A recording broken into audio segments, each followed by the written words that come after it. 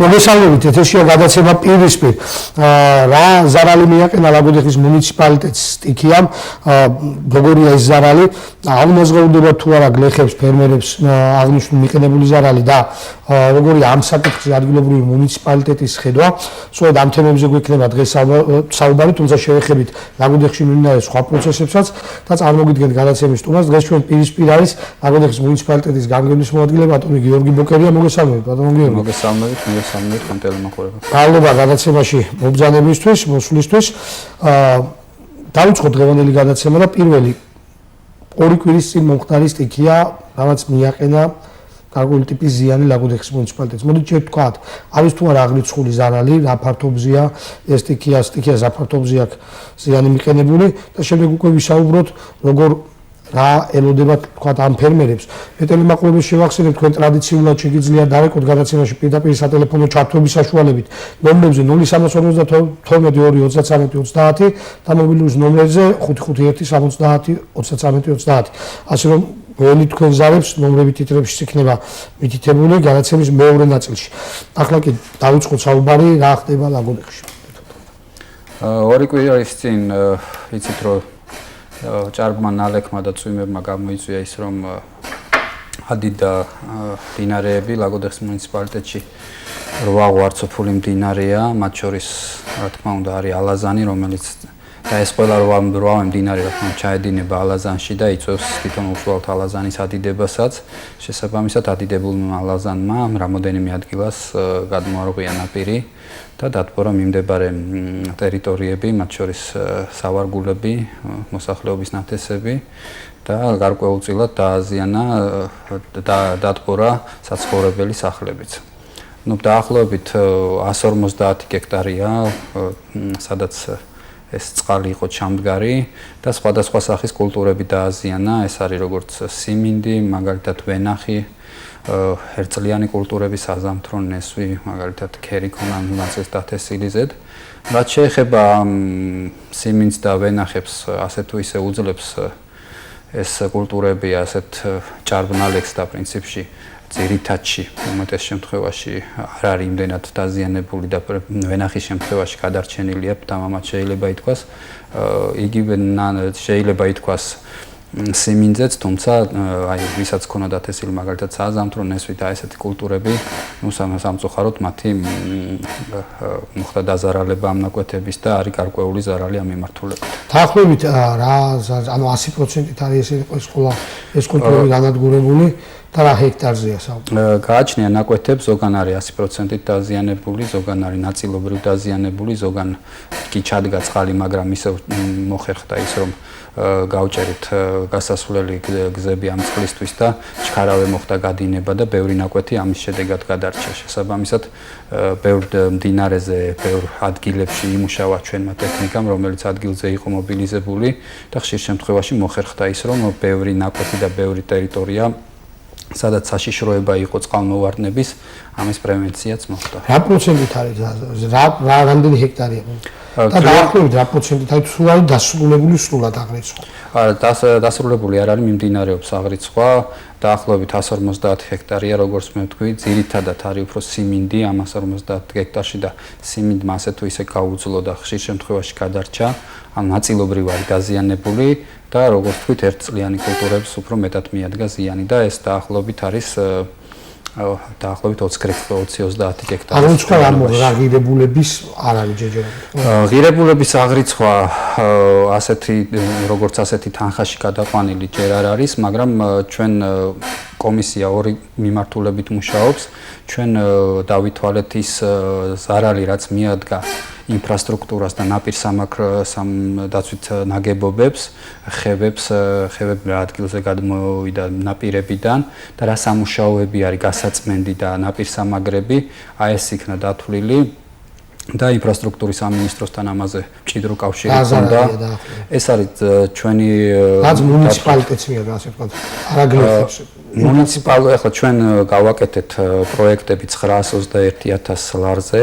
ამაზე რამოდენიმე სამხევზეა საუბარი და ამ სამი ხევის გარკვეული წერტილები და მონაკვეთები, სადაც ყველაზე მეტად მოხდა წყალმოვარდნები, იმ ადგილების გამაგრებაზე და გაწმენდაზეა საუბარი, რაზეც ინფრასტრუქტურის სამინისტრომ შეთანხმებით მომზადდა დეფექტური აქტები, მომზადდა შესაბამისი ხარჯთაღრიცხვები, გაიგზავნა უკვე სამინისტროში და ფაქტურად პირველ ეტაპზე ჩვენ ველოდებით ახლა პროექტირების თანხებს, ანუ ჩვენ გამოგვიყოფენ პროექტირებაზე თანხას, რომ 921.000 ლარის პროექტები დაიდოს და შემდეგ მოხდეს გამოცხადება ტენდერების და ამ ტენდერების მოსახლეობის ზარალი ჯერ არ არის დათვლილი. როდის ემოდებით, როდის იქნება ღირებულებით ნაწილში დათვლილი? იცით როგორ არის საქმე, ხლა გამგებელმაც გააკეთა განცხადება ამაზე და არაერთხელ ითქვა, რომ ფინანსური ზარალი მოსახლეობას არ უნაზღაურდება. თვითონ მიდგომა და პოლიტიკა არის ისეთი, რომ სადაზღვევო კომპანიები საკმაოდ აქტიურად მუშაობენ რეგიონში, მათ შორის ლაგოდეხის მუნიციპალიტეტში ბევრმა ადამიანმა დააზღვია და დღეს ქონა ზუსტად ის ფაქტი, რომ სადაზღვევო კომპანია ალდაგმა 10 ბენეფიციარს უკვე აუნაზღაურა ეს თანხები. ერთ-ერთ ბენეფიციარზე თანხის გადაცემის პროცესს ჩვენც დავესწარით. მას გადაეცა 8,000 ლარი ამ კომპანიისგან და სრულად აუნაზღაურა ალდაგმა ეს დაზღვევა. სადაზღვევო პირობები არის საკმაოდ ხელმისაწვდომი გლეხებისთვის. ხშირ შემთხვევაში ესეთი პირობაა, რომ 60% სიხოს ამაზე ვისაუბრეთ. ჯერ გვაინტერესებდა თუ არის ზოგადად აღრიცხული. ანუ ჯერ მიმდინარეობს და დაახლოებით რა პერიოდში დასრულდება გიორგი? კომისია მუშაობს, შექმნილია როგორც ინფრასტრუქტურული მიმართულებით, როგორც სოფლის მეურნეობის. ძირითადი მონაცემები არსებობს, ძირითადად ფართობებია დათვლილი და შესაბამისად შეიძლება ამის გადაყვანა მე უკვე და ემოდებით რომ შეიძლება ის თქვა ერთ კვირაში მაინც იყოს რაღაც ტიპის მონაცემი, ხო? მოდი ვიდეო გავაგზავნებთ საუბარს ერთად, ხო, ჩვენი გადამღები ჯგუფის მიერ მომზადებული სიუჟეტი, რომელიც უშუალოდ ამ სტიქიას ეხება და შემდეგ გავაგზავნებთ საუბარს. გავაკეთოთ ამდენი ვალი და ამდენი ის რო გვაქვს. ნესვისა და საზამთროს ბაღები, ვენახი და სხვა როგორც მრავალწლიანი, ასევე ერთწლიანი კულტურები. უხვი ნალექის შედეგად დადიდებულმა ალაზანმა ლაგოდეხში 10 ჰექტარი მიწის ნაკვეთი დატბორა. მოსახლეობა დახმარებას ხელისუფლებას თხოვს. დაზღვევიდან იყვნენ მოსულები და თქვენ დაზღვეულები არ ხართ არანაირი ის არ გვაქვს დაგეხმაროთ თუ და ჩვენ აღარ გვაქვს 8,000 ლარი მაქვს გამოტანილი პროცენტიანი ორი სული მაწვერის დრო ხავს იმისი გამყავს ორი პატარა ოჯახი დაზღვევა მიერ მაქვს დახმარება მიერ მაქვს რა ვქნა ის ლამის არის ჩამოვიკიდო თავი აღარ შემიძლია ხალხო ჰექტარ ნახევარი არის ბაღი მაგ დარგული და უკვე შევიდა წყალი ჰექტარ ნახევარში სხვა რა წყალი დგება მიდის უკვე შეიმსო წყალი შედია სულთლიანად ბაღი რავი რა მეშველება ამდენი ბანკის ვალები ამ ალაზას თვითონ ჰქონდა გაკეთებული ჯებირები ადრე ის ჯებირები ხალხმა მოიგო თუ წყალმა წაიღო ჩვენთვის ჯერ გაურკვეველია იქ შეიძლებოდა ისევე მისი გაკეთება და გამაგრება ერთადერთი ჩადექი მაქვს სიმინი დავთესე იქიდან ვაჯილის და იმის იმედად წავედი ბანკიდან მაქვს ფინკა ბანკიდან ფული გამოტანილი იმის დავთესე იმის იმედი მქონა ის მაგრამ რა უნდა გამამივიდ რაც იყო პირველ რიგში გასაგებია 4 წლის უკან გადმოვარდა მდინარე იქიდან ალაზანი ისევე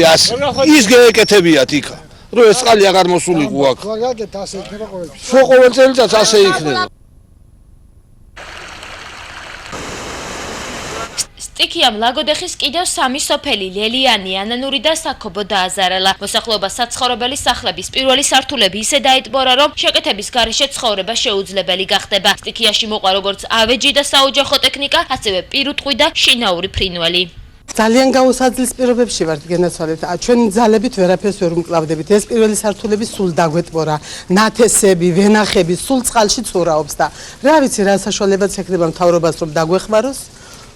მაყოფილები დარჩებით. იგივე პროდუქტი ქონა, შენახული ქონა, დაფული ქონა, ის ქონა, საკვები ქონა, სულ დააფუჭა ყველაფერი რა. დაიტბორა ვენახები, ნესვისა და საზამთროს ბაღები, მრავალწლიანი და ერთწლიანი კულტურები. ფერმერების უმეტესობა სასოფლო სამეურნეო სავარგულების მოსავლელად ბანკიდან სესხი ჰქონდა აღებული. ახლა კრედიტის გადავადებასა და კომპენსაციის სახით დახმარებას ხელისუფლებას თხოვენ. კრედიტი ქონა რა თქმა უნდა აბარითი გამეკეთებია. უნდა იყო გაჭირებაშია, იმას ხო გასტუმრება უნდა. და რაც ქონდა და რის იმედიც ქონდა გაიმფუჭდა აღარ მაქვს. დენჭაბუკიანს და აფენს მარტო მე კი არა. სულ ყველა დღეშია როგორც მე ვენახი ეს ლობიოს სიმიდი ძმაო თუ რამე გაკეთებულია სულ ყველაფერი ესე გაფუჭებული და წყალში დგია ხედავთ თქვენ თავად. როგორ უნდა დაგვეხმაროს, მარტო ჩვენ კი არა, ყველა იქ ჩვენზე ვარის მდგომარეობაშიც არიან მოსახლეობა, თითოეულ ოჯახში რომ შეხვიდეთ ნახავთ. ნაციონალური მოძრაობა კი ხელისუფლებას უყურადღებობაში ადანაშაულებს მათი ინფორმაციით, სახელმწიფო დაზარალებულების დასახმარებლად რეაგირებას არ ახდენს. ზარალის დამცველი კომისია მათად შექმნეს. ორი დღეა ჯიბეებში ხელით ჩაწყობილი სრული ამ სიტყვის მნიშვნელობით მუნიციპალიტეტის ხელმძღვანელები, სხვადასხვა ხელმძღვანელი პირები უყურებენ თუ როგორ მიაქვს მდინარე ალაზანს ცხვარი, თუ როგორ იტბორება საზამთროს ნათესები. ჩვენ ვერ მომისმინეთ ვერც ერთი კონკრეტული განცხადება ხელისუფლებისგან.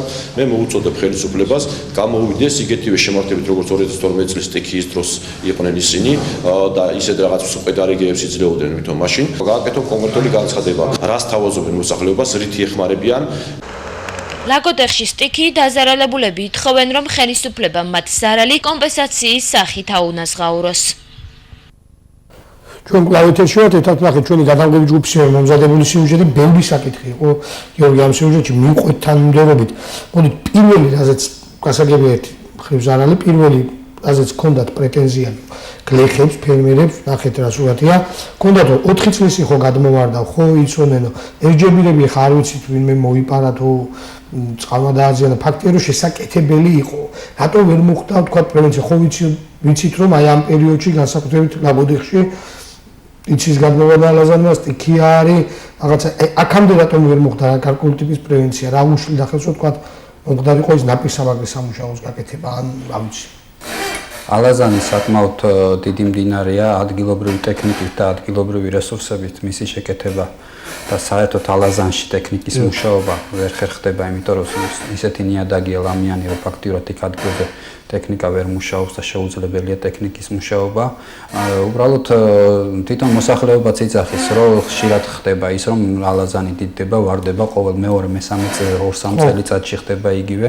და მით უმეტეს არის ეს სადაზღვეო სისტემა, იმიტომ მოქნილი და ამისთვის არსებობს, რომ როდესაც შენ მიწები გაქვს ალაზნის პირას და დიდი საშიშროება და ყოველთვის ხდება, რომ უმართავი მდინარე ახლა რა ადგილას გადმოხეთქავს არ იცის და ახლა მანდა არის რამოდენიმე 10 მილიონზე საუბარი ხა მთლიანად ალაზნის გასწორებაზე, რომ ნაპირსამაგრები აკეთოს და მუნიციპალიტეტს მაგის საშუალება ნამდვილად სადაც არის კრიტიკული კერები, რომ გაკეთდეს ნაპირსამაგრის სამუშაო. ეხლა თქვენ ხო უნდა დაიწყოთ თქვა და 900.000-ო გავაკეთოთ. ხო შეიძლება ეს მანამდე გაკეთებული იყო თუ არ შეიძლება ეს კითხვა. იცი რა ლევან, უბრალოდ სტიქია როცა არის ხო და რომ ამ მდინარე ხო ათეულობით კილომეტრზეა, ხო ძალიან ძნელია განსაზღვრო წინასწარ სად გადმოვარდა. ყველგან გასაკეთებელია რა თქმა უნდა, იმიტომ რომ დღეს თუ აქ გაარღვია, შეიძლება ხვალ სხვა ადგილზე გადაარღვიოს მდინარე და სხვა ადგილას გადმოლახოს და საერთოდ ლაგოდეხი არის ძალიან ტენიანი, ძალიან ჭარბნალექიანი ადგილი. აი შეიძლება ცოტა შედარება, მაგრამ აი თვითონ უშუალოდ მიცვალებულის დამარხვაც როცა ხდება, ხო, პომპებით იმაშვებიან წყალს გაჩავენ, რომ მოხდეს ის, ანუ წყალი არის 1 მეტრაზე ჩადიხარ თუ არა, წყალი ან მისი გაჟონვა არ ხდება. უხნალეგზეც კი ალაზანიც არ გადმოვიდეს ხშირ შემთხვევაში ნაკვეთებში წყალი დგება და ისიც კი იმაშვება, არატარებს თვითონ ნიადაგი არიჟონავს ამას. აქედან გამომდინარე ზოგადად რელიეფიც რთულია.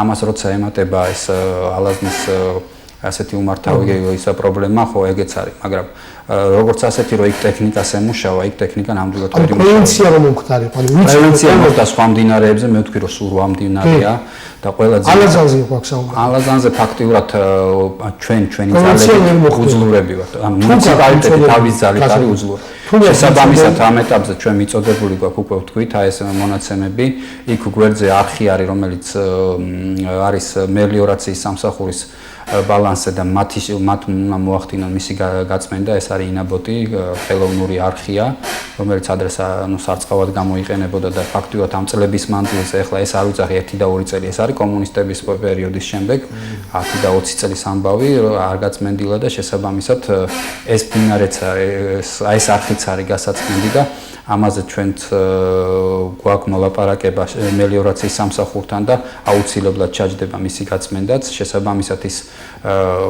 წყალი, რომელიც არის ჭარბინალექის შედეგად წარმოიშობა, ეს არხი გაატარებს.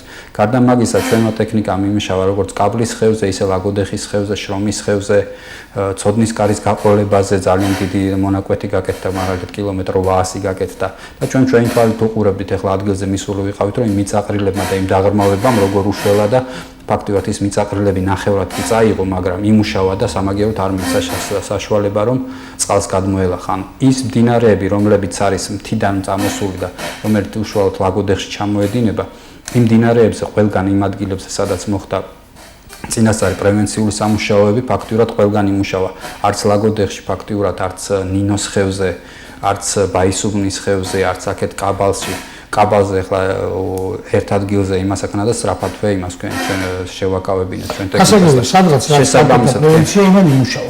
საკითხი ესე დგას, გასაგებია. საკითხი დგას ესე რომ ალაზანზე ვერ გაკეთდა პრევენცია. თქვენ ამბობთ ჭირდება ათეულობით მილიონი ლარი, რაც მუნიციპალიტეტის არ შეუძლია და მათ ხელისუფლებიდანაც როგორც ჩანს არ იყო ამ მიმართულებით რაღაც მიზნობრივი ტრანსპორტი, ხო თავის დროს. ანუ ეგ პრობლემა კომუნისტების დროსაც კი არსებობდა, ახლა მაშინაც ახლა რო ვთქვათ, რომ აი ერთიანი იყო რაღაც სისტემა, ძლიერი იყო და ასე თუ ისე მომწონებული იყო, ფული იყო, ხო? მაშინაც კი ვერ ხერხდებოდა ამ პრობლემების მოგვარება და მე მახსოვს ყოველთვის იყო ის 2006-7-ში 9-ში მახსოვს აი მოგვიწევდა მოძრაობა, ყოველთვის იყო იქ გზაზე წყალი გადმოსული იმ ადგილზე და საერთოდ ჭიაურის ტყის ამბავიც გახსოვთ როგორ იყო იქ დათბორული ტერიტორია და საერთოდ არ ხდებოდა წყლის გადინება. შესაბამისად ყოველთვის იყო ეს პრობლემა. ახლა მე სიუჟეტიდან ახლა ისე ჩანდა გეკონება ამ ბოლო 2 წელიწადში წარმოიშვა ეს პრობლემა და ბოლო ეს ფაქტს და 2000 წელიწადის პრობლემა და უფრო დიდიც ალბათ, იმიტომ რომ ხო ვიცახით, ვარცოფული მდინარეებია, მოდის მთიდან, ყოველ ჩაიმაზე წყლის ადიდებაზე მოაქვს ნატანი და ინერტული მასალა, ივსება ეს ყველაფერი მდინარეები და ბუნებრივი პროცესებით ივსება. ამას ახლა შეკეთება სიმჯების დაიცავს ის რამე ის თქვენ ჩვენ რაც გადმოგვია იმ ფაქტს ისევ დაუბრუნდეთ პირვანდელ სახეს ალბათ. როგორც შეიძლება ისევ გადმოვიყვეს. პირვანდელ სახეს სავარაუდოდ არ დაუბრუნდებით, ახლა აი წყალმოვარდნების საშიშროება ყოველთვის იქნება ალბათ. იმიტომ რომ ევროპაშიც გვინახია ხოლმე ტელევიზორში, ნახევარი ევროპა წაუღია ხოლმე და იმ ხელა მდინარე, ანუ იქაც რო საკმაოდ მძლავრი ეკონომიკაა, ისინიც კი ვერ ახერხებენ შემთხვევაში ამ ხელა მდინარეების მართვას და ამ მდინარეებზე ესეთი ეფექტური ნაპირსამაგრების კეთებას და ახლა ალაზანზე თავიდან ბოლომდე რო გაკეთეს ნაპირსამაგრები, მთლიანად ალბათ საქართველოს ბიუჯეტი დაჭირდება. ხო, ანუ შესაბამისად არის კრიტიკული ადგილები, რომლის გამაგრება ნამდვილად საჭიროა, ანუ ყველაზე კრიტიკული რაც ხილულია, იმ არხების გაწმენდა უფრო მეტად, რაზეც არის საუბარი და ზოგ შემთხვევაში ეს არის მელიორაციის სამსახური, ზოგ შემთხვევაში ეს არის ადგილობრივი მელიორაციის სამსახური. ამ პერიოდამდე გაზაფხულამდე რატო ვერ მოახერხა თქვა რაღაც გაწმენდითი სამუშაოები? არა, მუშაობენ ისინიც ახლა სხვადასხვა არხებზე მუშაობენ, მაგრამ მათი რესურსიც არ არის ახლა ამ უწურავი. უბრალოდ ეს პერიოდი ხო გეუბნებით ჩვენი ტექნიკაც ახლა არ გაჩერებულა, მთელი ზამთარი გარკვეულ ადგილებში იმუშავა და ძალიან დიდი სამუშაო ჩატარდა იმ ადგილობით, კილომეტრობით ადგილებია გაწმენდილი, მაგრამ როგორც ასეთი ახლა თითოეულ ხევზე ჩვენ რომ ათეულობით კილომეტრზე გაბიონები ვაკეთოთ სიტყვაზე, ხო მაგის შესაძლებლობა მუნიციპალიტეტს არ აქვს, იმიტომ რომ ფაქტიურად ლაგოდეხის ხევზე რომ გაკეთდა 2 კილომეტრამდე გაკეთდა, ანუ აქეთ იქით კილომეტრები, 1 კილომეტრი ერთ მხარეს და 1 კილომეტრი მეორე მხარეს, რამოდენიმე მილიონი წავიდა მაგაზე.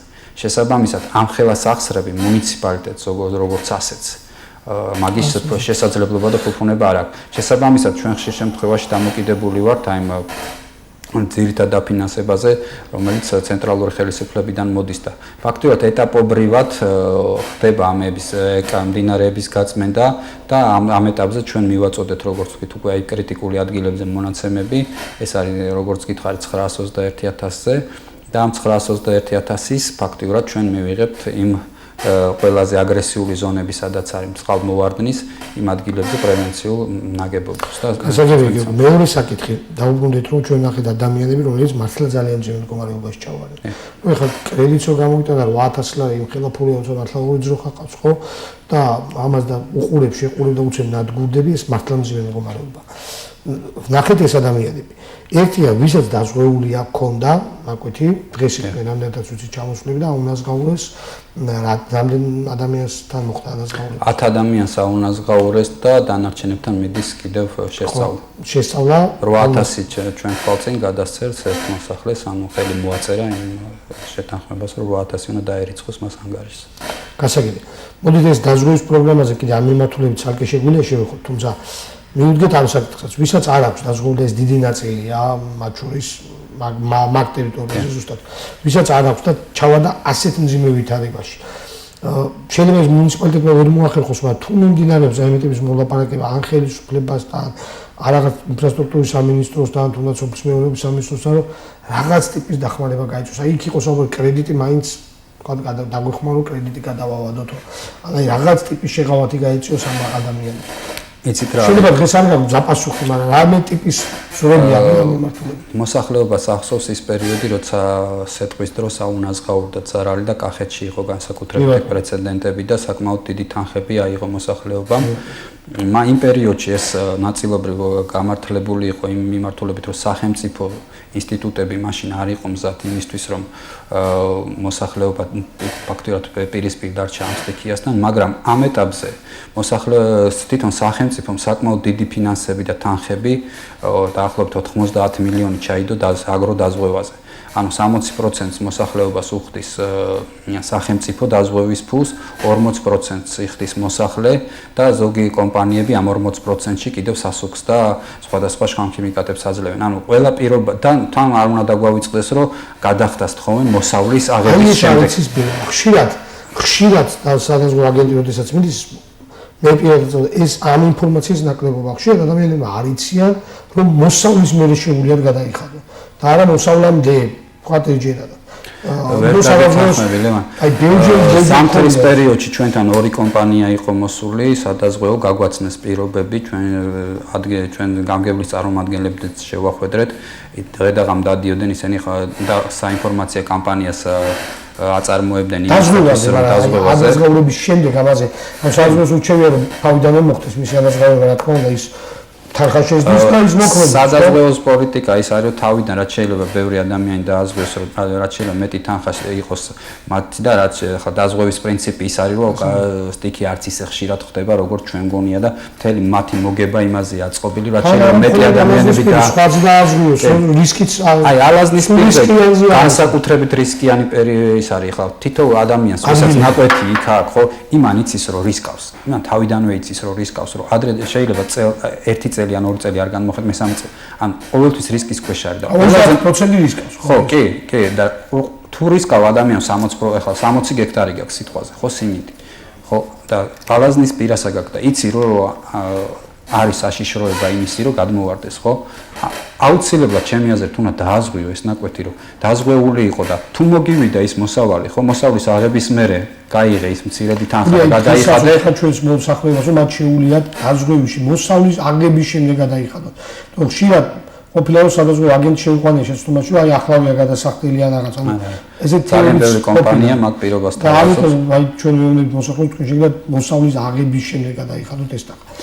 და მაგისა ლევან კიდევ არის ის რომ სახელმწიფომ თქვენ იცით რომ დადგა ახლა სეტყვის საწინააღმდეგო დანადგარებში. მაგაშიც ახლა 25 მილიონამდე დაიხარჯება. ამ სადაზღვეო კომპანიები გააქტიურდნენ ამ მიმართულებით, იმიტომ რომ ჭარბინალექისგან ფაქტიურად უკვე დაცულია სეტყვის შემთხვევაში მოსახლეობა და ეს ამან გააქტიურა ის სადაზღვეო კომპანიები და გაუხსნა ხელფეხი იმ კუთხით, რომ მათ შეუძლიათ უფრო თამამად დააზღვიონ მოსახლეობა. შესაბამისად, როდესაც სახელმწიფოს პოლიტიკა იქითკე რომ სადაზღვეოში მე დიდ წილს შენმაგივრად ფარავ, ამხელა დანადგარებს ვაკეთებ, ანუ ფინანსირება ამ კუთხით სადაზღვეო კულტურის შემოღებისკენ მიდის, ამის ფონზე ახლა რომ დაიწყოს სახელმწიფომ ანაზღაურება ფინანსურად იმ ზარალის, რაც ამ წუთას მოსახლეობას მიადგა, ფაქტურად გამოდის საკუთარვე პოლიტიკას ეწინააღმდეგება, იმიტომ რომ მაშინ ის მეორე გლეხი იტყვის, აბა რისთვის გავიღეს და სადაზღვეო თანხა თუ მაინც ვიღაცა თანხას მომცემდა და ამინაზღაურებდა, ანუ რა განსხვავებაა მაშინ დაზღვეულსა და იმას შორის ვინც არ დააზღვია თავისი ნაკვეთი. შესაბამისად, ანუ განსხვავება ის არის, რომ როცა რისკი არსებობს და ხშირ შემთხვევაში, როცა მოსავალი არის ამინძე დამოკიდებული, არ არის აუცილებელი სეტყვა იყოს, ან წყალდიდობა იყოს, ან გვალვაა და ასე შემდეგ. და როცა ადრე არ მოდიოდნენ სადაზღვევოები ესე თამამად ამ დაზღვევაზე და ეხლა უკვე გაჩნდნენ კომპანიები კი ეს ფინანსირებას და სტიმულირებას უკეთებს. როცა სახელმწიფო პოლიტიკა უკვე წავიდა იქითკენ რომ სადაზღვე და სწორი პოლიტიკა, იმიტომ რომ არსებობს კერძო პრობლემა, რიგითი ადამიანის პრობლემა, რომელიც იმ ადამიანმა თვითონ უნდა მოაგვაროს და არსებობს საჯარო პრობლემა. ხო, საჯარო ახლა ის არის როგორც სასმელი წყლის პრობლემა, მაგალითად დასასვენებელი პარკების კეთება, სხვადასხვა სახის ღონისძიებების ჩატარება, რაც ზოგად საჯარო პოლიტიკას განსაზღვრავს და არის კერძო პრობლემა, რომელიც მოსახლეობამ ახლა თვითონ უნდა გადაწყვიტოს მას თავისი ნაკვეთი დააზღვიოს თუ არ დააზღვიოს, რა გზით წავიდეს და ასე შემდეგ. შესაბამისად, აი ეს პოლიტიკა არის არჩეული ხელისუფლების მხრიდან და ამ კუთხით ერთი მნიშვნელოვანი საკითხი.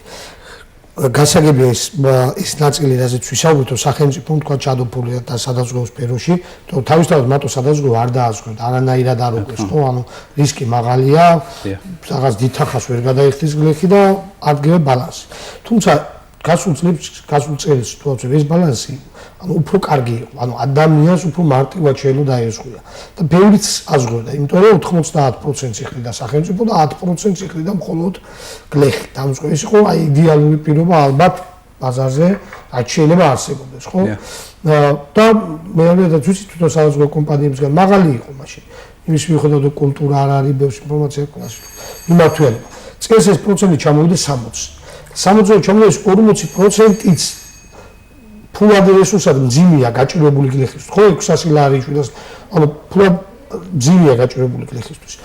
თუმცა საუბარია მოსავლის აღების შემდეგ გადახდაზე და აი ზუსტად ეს იყო პრობლემა, რომ თქვა ესეც არ იცოდნენ. თქვენ როგორ ფიქრობთ, შეიძლება რომ გადაიხედოს თუნდაც ეს პროცენტული ზღვარი, თქვა რომ იქ სახელმწიფო მეტი ინვესტირება ჩადოს ამ მიმართულებით.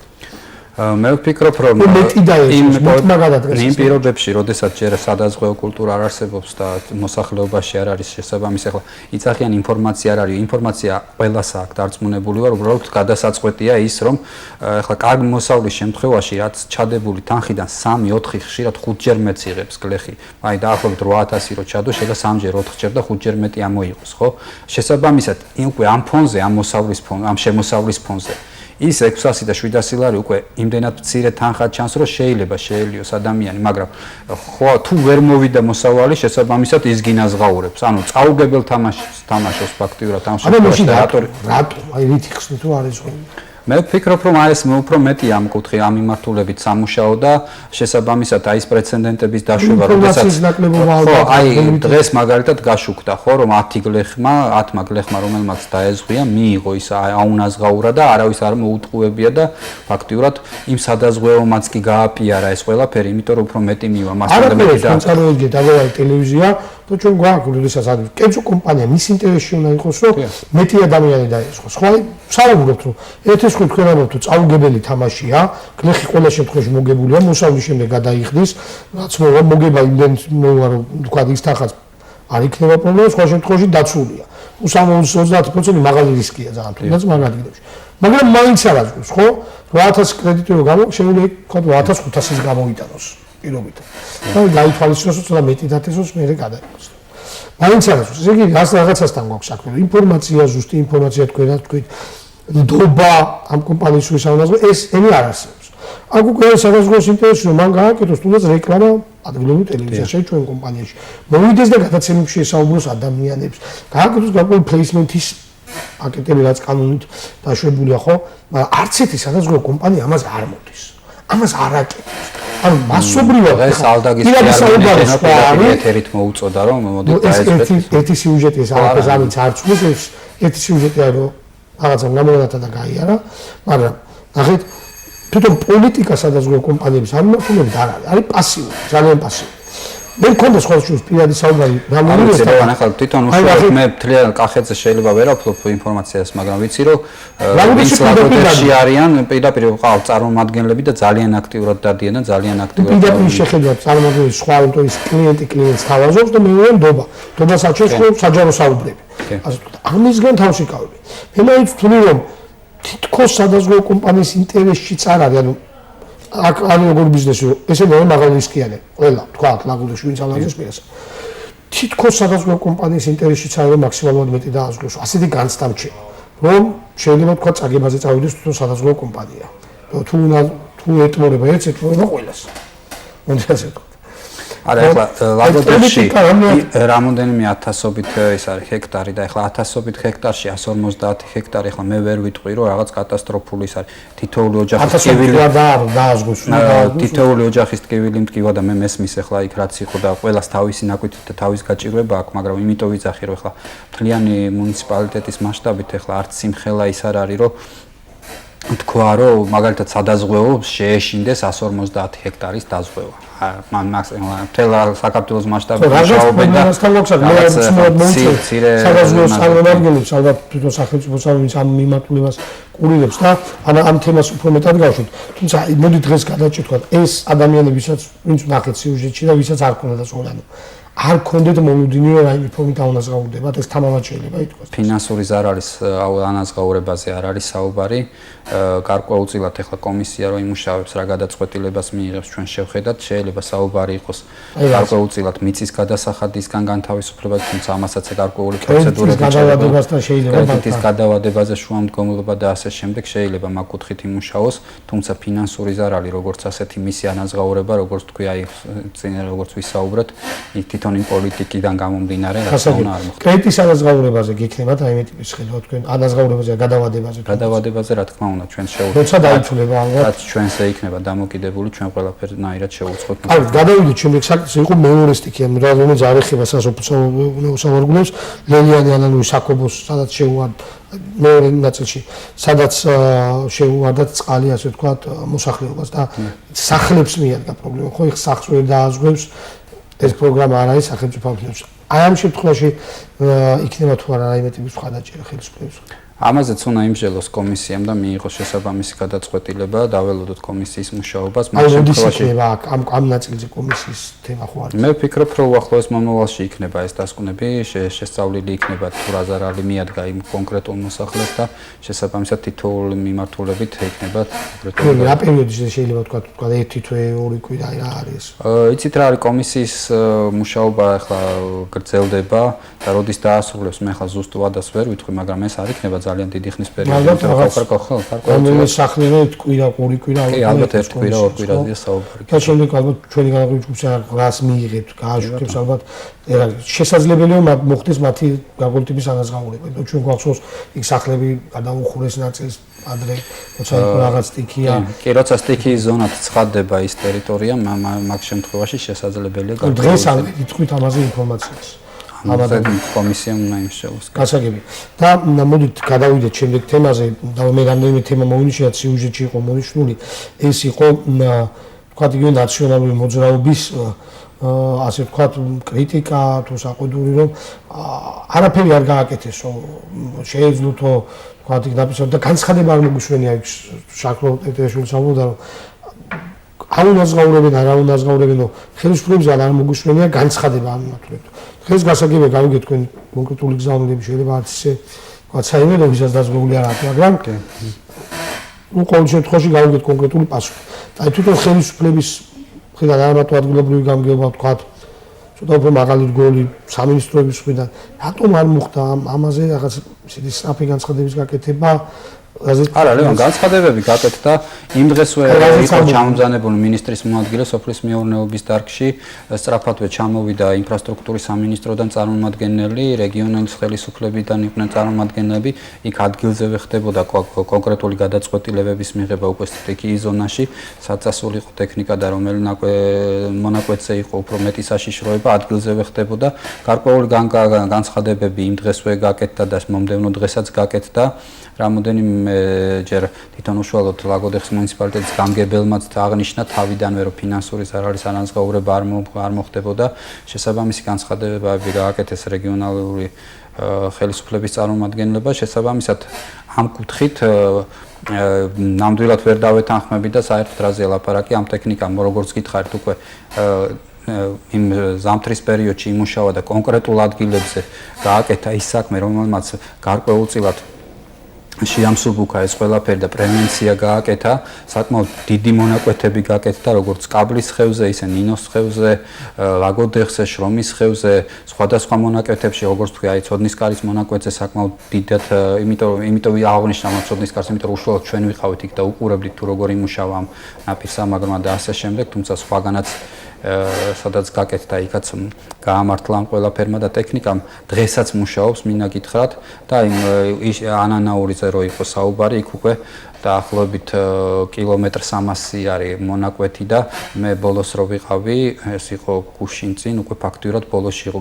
კილომეტრი იყო უკვე გაკეთებული ფაქტურად ბოლოშია გასული ეს სამუშაოები და ფაქტურად სრულდება სხვადასხვა ადგილებშიც მუშაობს ჩვენი ტექნიკა და ფაქტურად იმ პერიოდშიც ხომ მყისიერად ხდებოდა გაგზავნა და სხვათა შორის კერძო ტექნიკაც იქნა გამოყენებული და აი თითოეული სოფელს თუ რამე ტექნიკა ყავდა ის ადამიანებით ჩაერთენ ამ ყველაფერში და საკმაოდ სწრაფად ხდებოდა რეაგირება და ფაქტურად ძალიან კაი პრეცედენტები იყო იმიტომ რომ ახლა ყოველთვის ხელისუფლებას არა აქ იმის შესაძლებლობა რომ სრულად რაღაცა იმას აქნას და გარკვეულ იყო 2-3 პრეცედენტი სადაც კერძო ტექნიკაც იქნა გამოყენებული. ჩვენ გადაცემის